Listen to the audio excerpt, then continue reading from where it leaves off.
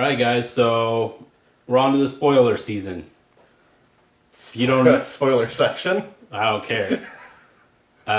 If you want to see what's going on with this Venom movie, stay tuned, and we're gonna kind of break it down little bit by little bit. Eddie Brock Yeah. has the guy that he's fighting is Riot, and Yeah. I don't know if that's a real symbiote or not. And I'm pretty sure that Riot is a symbiote out of the Carnage in America line from, I want to say, like 3 to 4 years ago, maybe, where Carnage takes over a whole city and they send in a symbiote squad to go take him out. And I think Riot was the leader of that symbiote squad. So I could be wrong. If you want to fact check me, go ahead and fact check me. But it was ringing bells, dude. And like the stuff that he had, I was like, damn, that seems so familiar to me. We were drinking Jameson though, so I mean, I could just be making shit up for the most part. But yeah, Riot was dope. I liked Riot. Like, I wish He had some cool stuff in there. So if you guys saw the last part, Riot is the guy who sliced the computers inside the that ended up being him. inside the trailers, and that whole scene that happened there, Eddie Brock ended up with the symbiote by basically like breaking into the lab. He gets the symbiote attached to him. Yeah, it's the homeless lady. He just went in there to take pictures, and he saw the homeless lady that was hanging out outside of his place, and he tried to save her, and then she had venom in her. And the same thing happens in this movie, or that happens with Eddie Brock, happens with the main antagonist. That was cool. I did. So the little girl that gets the symbiote inside of her breaks inside the lab, meets up with, what was his name? The dickhole that runs the company. Meets up with him didn't really matter. and takes him over, and he becomes Riot. And so he's like, let's send the spaceship up, and let's get all of my friends to take over this planet, and gets everybody out of there. But he was a pretty cool dude. I think their fight scenes between... Yeah. Okay, and that's something that I want to talk in the spoiler section about. But before we talk about that, we got to see She-Venom for like a minute. Yeah. Like, that was freaking cool, dude. Like, I did not think that we were going to get to see a She-Venom. Like, I was hoping. I was like, please let Anne take the Venom symbiote. And then when it happened, I was like, oh, that was dope. And like the kiss that they had, I was like, oh, that's so gross, but it's so cool at the same time. like that was dope. So that's a good spoiler because I think people were hoping that, but we didn't get to see that in the trailer. So thank God. And so for upcoming films, we did get to see, so at the very end of the movie. Yep. We get to see Woody Harrelson in there as Carnage. Cleus Cassidy. So, yeah. So that's interesting. So I'm hoping, so they're for sure going to do another movie. And I think this movie is going to do very well. I do. I think it's going to do well. I think so. And I don't know what the critics are doing on Rotten Tomatoes to giving it like a 28. Because it's way better than that. It's way better. It's so than funny. That. I never agree with Rotten Tomatoes. See, and that's the craziest part because when I looked at the reviews before we saw the movie, Rotten Tomatoes had like a critic review of like 28, and the people that went and saw the movie gave it a 91. And it's not, it's not a 3, but I don't think it's a 9 either. You know what I mean? I think 8's fair. It's not that good. Like as much as I would watch this movie over and over again, I don't know if I'd watch it more than like 5 times. I don't know, dude. It was fun though. It was super fun, especially if they like make the second one. I for sure would watch this movie as if I was 13 watching Spider-Man 1. Yeah, that's true. Well, I don't know if I was 13 when Spider-Man 1 came out. You know what I wish this movie had? I wish it had a stand-in of Spider-Man, just like a little like in the beginning.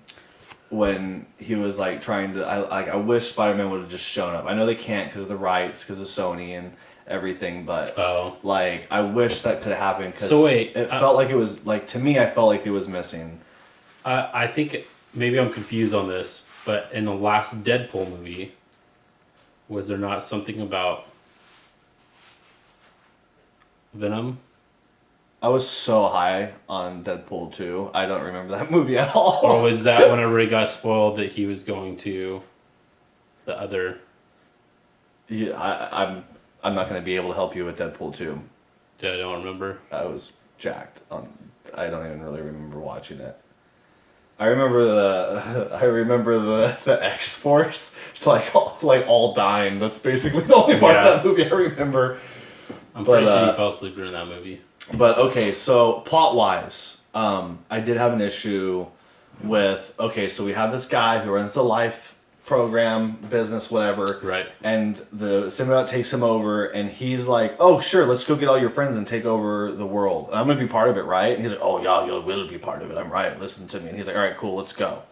Like, dude, you're a multi-billion-dollar business owner who's like renovating things that are changing the world, and like his whole thing was he wanted to save the world, and we got hit with the same stupid cheesy taglines that the world's gonna end in one generation, just like Predator. So like that bugged me. I was like, dude, again, another movie where like the plot line is basically like, oh, global warming, the world's not gonna be inhabitable after another generation. I think he was looking to find a new place to live too. I don't know, dude. The way I got it, it was like, I thought he was trying to find somewhere else to be. See, yeah, that's a good point. Because maybe I'm being too hard on it. Because the whole idea of them going out and exploring is to get resources to go somewhere else. I don't think that's what it was. And yeah, right, to go somewhere else. To go somewhere else. And they kind of found that, hey, we don't have to go somewhere else. Like all these symbiotes can come over, and they have like 1 billion of them, they said. There's like 1 billion symbiotes. Yeah, there's like 1 million or something. It's like a big number. Big number. Hella symbiotes. And can we appreciate that they played Keith the Snake in the movie? Like, I was like, all right, cool, we're in San Francisco, and Keith the Snake's playing in the background. Yeah. Like, that was pretty cool. I like that. We should have put that in the non-spoiler review. Right. Because that was actually pretty cool. But, I wish that we could have got a little bit more of Eddie Brock, like, changing Venom's mind that Earth is worth saving. Because I feel like that was, like, coin flip. It was. You know, yeah, it was like way quick. Made his decision super quick, and he was like, I'm gonna stay. I like this place. I'm just gonna stay here. I just want it to be me and you. And I was like, what? Where did this come from? Like just like 20 minutes ago, he was like, we are gonna destroy the world. I'm taking over your body. Yeah, and you don't get a choice in the matter. It was like, oh, and then later, I don't know. The other thing that was kind of like weird, maybe not weird, but didn't the people at Life know that the 6,000 hertz radio wave or sound separated the symbiote from the host? As far as I remember, is they just knew sound hurt them, but he was like, "Stop it! Don't hurt him! Don't hurt him!" The only reason that we found out what the hertz was that's fatal to the symbiotes is because whenever they're at the Venom MRI told place. him. No. Venom told Anne when they were in the car going to the hospital. Oh, that's right. And that was weird too. I was like, really? Venom just being like, oh yeah, 400, 600 hertz is lethal, and oh yeah, also fire. I was like, what? He just straight telling her, like, these are my two main weaknesses. These are my weaknesses. And she totally uses it against them at the end. Yeah. I was like, oh man, like that was a little on the nose for me. You know what? I would have laughed though. I really wish they would have done this. This would be a Deadpool thing that they would do. Yeah. Is if it wasn't She-Venom, and he went to save Eddie Brock as the little dog in the forest. God, dude, I was really afraid of that. Like, I would have laughed so hard, dude. Yeah. So when they're able to separate Eddie Brock from Venom in the hospital, when it's just Anne and her new boyfriend, who's a doctor, that's how all that happens. And Jesus Christ, dude, they separate it out, and Venom's like on the walls, and they're like having an argument, and it goes into the vents. And then it comes out of the vents, and it gets the dog, and I was like, please don't let there be a Venom dog. Please. Because I would have been like, dude, no. But it wasn't. It was just in the dog, and it found Anne, and it bonded with Anne. I feel like there was a movie that had like a Venom dog in it. I wouldn't, dude, with all the Venom's hosts that there have been. It wasn't a Venom dog, but it was something. There was a Venom you know what? T-Rex. I know what I'm thinking of. The Mask. Remember when the dog puts the mask on? Yes. That's what I imagine what the Venom dog would look like. I could see that. I could see that a lot. But shit, man. I mean, was there any hard plot points that just didn't work for you? I know there was just those 3 for me where I was like, That's well, like why it didn't give me higher than 8, because I still enjoyed the hell out of the movie, even though there was a couple of things where I was like, like it had enough action and it had enough like comedy that stuck. Everything stuck. I didn't cringe at all. Okay, I take that back. The post credit scene I cringed at when it was Woody Harrelson. When Woody Harrelson was like, if I get out, or no, when I get out, there will be carnage. I was like, oh no! Like, if he already had this symbiote and was like transforming into Carnage, I would have been like, oh! But for him just to say that and not have, because I mean, this is an assumption on my part that he hasn't had any contact with the symbiote Carnage that spawns from Venom.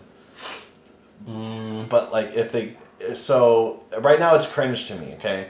But if they go back and they make the second one and it turns out that he's like already had it and he's just been waiting for Venom to show up, I'd be like, oh, okay. I think there was only one part in the movie besides what you've already brought up. So towards the end of the movie, after the big fight scene with Riot, he basically like blows up the rocket by stabbing it with a sword. Yeah. All right. There would not have been an immediate effect on that for sure. But whenever he goes and he shields Eddie Brock, Venom disintegrates. Oh. Eddie Brock goes into the water. The next scene, Venom is still Eddie Brock. Yeah. And so and that whole scene, Venom was like, goodbye, Eddie. Goodbye, Eddie. Yeah. And then comes back immediately. I didn't like that either, dude. I was like, oh man, like they faked us out on purpose, and it wasn't even like a good fake out. It was just like Venom saying his goodbyes. Which was crazy because when that was happening, I was like, ah, damn. This is what I was thinking. I was like, this is one of those movies where like, fuck, like the main thing that's happening in this movie is dead.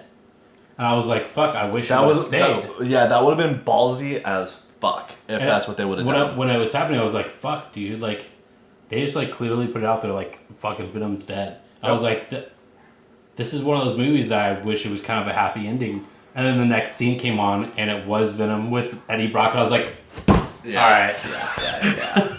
Yeah. Man, dude, the thing is there's so many possibilities that they could do.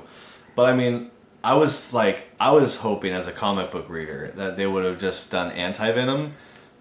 But I don't know if they could have done that because it goes Venom into Carnage into anti-Venom. Because they could only spawn once, depending on what universe you're reading. Yeah. So, but I was like, that would kind of F up the timeline. But I was hoping dude, if Venom dies and his grandson Anti-Venom bonds with Brock, I was like, that would be pretty cool. Is that how it happens in the... Yeah, kind of. It depends. There's but mostly, okay. yeah. But Venom doesn't die. Venom goes to another host, and it's spawn. And so Venom spawns off Carnage, and then Carnage goes off to another host. And I think Carnage thought that he killed Venom, or that he killed Eddie Brock. I can't remember. And then he reproduces asexually and makes Anti-Venom. But whatever. So that'll be next. Whatever. That'll be next They June. probably will never even do Anti-Venom, to be honest. Really? There's too much, man. The whole symbiote stuff, there's a lot to it. Well, why would they stop, dude? Well, I think they have a good thing right now. Especially with Tom Hardy and the girl that's playing Anne did a really, really good job. And now that they're going to have freaking Zombieland All-Star Woody Harrelson as Cletus Cassidy, what? You know, it'd be funny. That's really cool. I want to see one more. If the other guy from Zombieland makes a showing in the next movie. What's his name? I know who you're talking about too. The guy that plays Lex Luthor. It's the same. Does he? Yeah. It's the same kid. Jesse Eisenberg. Yeah. Yeah. That would be super funny if he he makes a cameo as Toxin at the end of the next one. I'm like, oh no. But I don't know, this dude. This director did a super good job. He did, man. I think he did do a good job. I didn't mind it. I didn't mind the humor at all. Everything landed. I liked the story. I liked the pacing. I liked everything, man. Yeah. Like, a couple of the little plot holes that, like, and I don't even know if I would call them plot holes. I would just call them, premature development. Yeah, and they had time. The movie was an hour and 50 minutes. Like, they had time to fill in 10 to 15 minutes of a movie. Yeah, there was definitely spaces that they could have cut short just a couple of minutes here and just a couple of minutes here. I don't think they needed to. Because they for sure, even though I really like that chase scene, they could cut that chase scene down by 2 minutes. Yeah, and they could have cut down the other 2 fight scenes by like 2 to 3 minutes, and then they could have added in like a good 5 to 10 minutes of additional story building on the 2 plot points that like suffered the most. I think the movie would have been better off for it. Yeah. Yeah. I don't even know if they needed to because it was only an hour and 52 minutes, so... That's true. They could have just added another 10 minutes to it and made it... Or 8 minutes and made it a 2-hour even movie. Yeah. And just been like, there you go, 2 hours. Because it didn't feel like an hour and 50 minutes. Yeah. So I don't know, guys. Go watch it. Let us know what you think. And also, if you're an avid comic book person like Corey is, let us know if we're wrong. Because... Yeah, fuck you. I'm about to go find those comic books and reread them. There's only like 5 or 6 issues. It was a short run, but yeah, link it and comment it, or comment it, link it in the comments. Yeah. But here we are, guys. We're back. At it again.